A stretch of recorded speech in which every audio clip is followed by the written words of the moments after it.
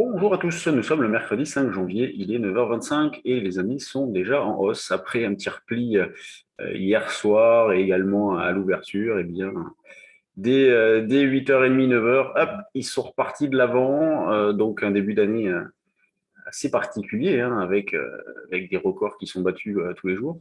On va voir ce qu'il en est aujourd'hui. 7330 sur le CAC, côté ce matin, donc en situation de double top avec hier, ce qui nous a permis justement de sortir des achats réalisés hier. En ce qui me concerne, j'avais acheté à 7305, donc revendu à 28, encore un écart. C'est une phase sur les indices assez calme en définitive, avec très peu de volatilité, des marchés, une hausse qui est très algorithmée, très régulière. Hier, je vous disais que la hausse de lundi, bon, c'était faite en un quart d'heure, et puis derrière, il n'y avait pas eu grand-chose à faire et qu'il avait fallu attendre vraiment la fin de séance pour acheter. Hier, ça a été un peu pareil, dans la mesure où on a eu une hausse très, très régulière tout au long de la séance. Et il a donc fallu attendre la clôture, hein, les 17 heures pour acheter. J'ai acheté à ce moment-là. J'ai revendu ce matin, donc c'est sûr que c'est pas très très impressionnant, c'est pas très palpitant en termes de trading sur les indices. Contrairement aux actions, il y a beaucoup de choses à faire, mais ça gagne. Donc c'est le plus important, surtout qu'on a des probabilités de réussite qui sont fortes dans cette phase-là. Donc au niveau de la quantité, on peut y aller de manière correcte. Le tout en ayant des options, par exemple des calls, hein, donc sur lesquelles on peut bouger, par exemple sur les niveaux de prix. Je pense notamment des options qui sont dans la monnaie, il ne faut pas hésiter à les liquider. Donc, il y a des choses à faire. Donc là, bon, 7295 et 7305, on va dire, constituent la zone d'achat à court terme. Sur le DAX, on a la zone des 16 105, 115 comme niveau d'achat, on va dire, proche. Là, le DAX qui arrive en situation de double top, d'ailleurs, avec hier. Moi, ce matin, je proposais un achat, quand on était autour des 16 110, je proposais un achat à 16 020. Bon, évidemment, maintenant, on s'en est considérablement éloigné de ce niveau-là, donc ça devient un petit peu hors sujet. Donc 105, 115, 16 060 éventuellement. Donc énormément de régularité hein, sur le DAX aussi. Vous voyez la séance d'hier, hausse en ligne droite, mais il retrace.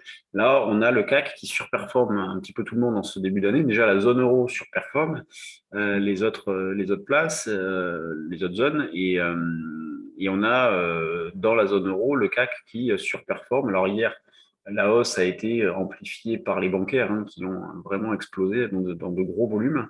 La SocGen a pris 5, je crois, quelque chose comme ça. Donc vraiment comportement impressionnant des bancaires et on verra ce qu'il en est aujourd'hui. Pendant ce temps-là, l'eurodoll lui continue de tourner en rond. Bon, on va passer vite, hein, on tourne autour des 1,13 depuis le mois de novembre. Pas grand-chose à faire. On cherche à vendre sur des rebonds. On a pu le faire dans cette phase-là. Bon, hier, pas grand-chose à se mettre sous la dent. Mais ce qu'on remarque, c'est qu'il y a des achats au fixing sur l'eurodoll. Sachez qu'il y a un fixing à 17 heures. Et ce qu'on remarque ces derniers temps, c'est qu'il y a des achats au fixing. Vous voyez, ça c'est à surveiller de près. Voilà. Donc là, vous avez l'illustration ici. Tac, ces achats jusqu'à 17 heures. En ce qui concerne les actions, je change l'espace de travail. Vous avez donc les valeurs du CAC, une grande régularité. Renault, Michelin, donc là on a l'automobile ce matin qui tire son épingle du jeu. Les bancaires qui sont plutôt pas mal. Vous voyez, BNP hier donc, qui a pris 3 et quelques pourcents. La SocGen, elle a pris 4,83.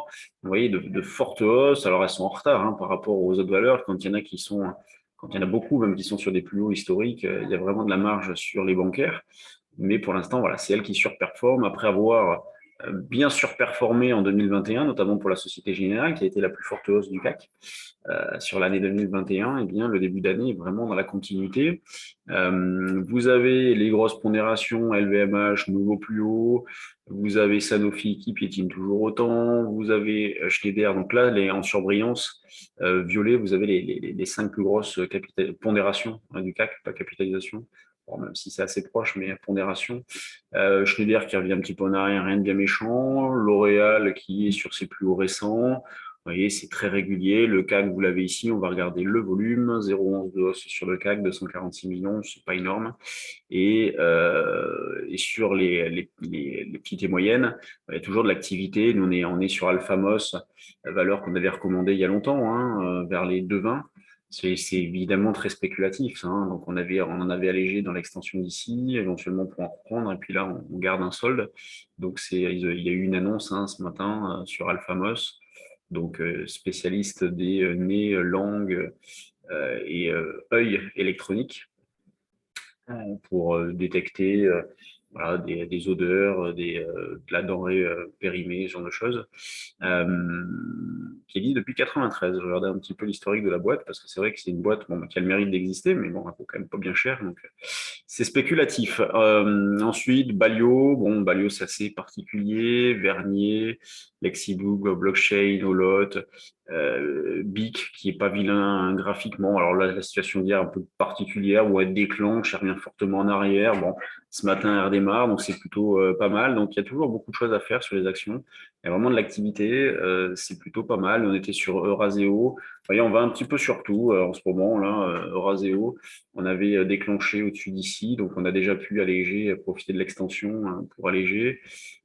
Donc, c'est un début d'année. Enfin, donc, il y en a eu une fin d'année dernière très intéressante sur les actions, et le début de cette année est vraiment dans le même registre. Donc, c'est plutôt pas mal. Ça contraste avec les indices où là, il faut être patient. Bon, ben voilà ce que j'avais à vous dire sur les marchés aujourd'hui. Merci de votre fidélité. N'oubliez pas de liker la vidéo, ça fait toujours plaisir. Et puis, on se retrouve donc demain, ouais, demain pour le point bourse. Et puis, vendredi, on le fera en direct. Donc, je répondrai à vos questions. Allez, sur ce, passez une bonne séance et à demain. Salut!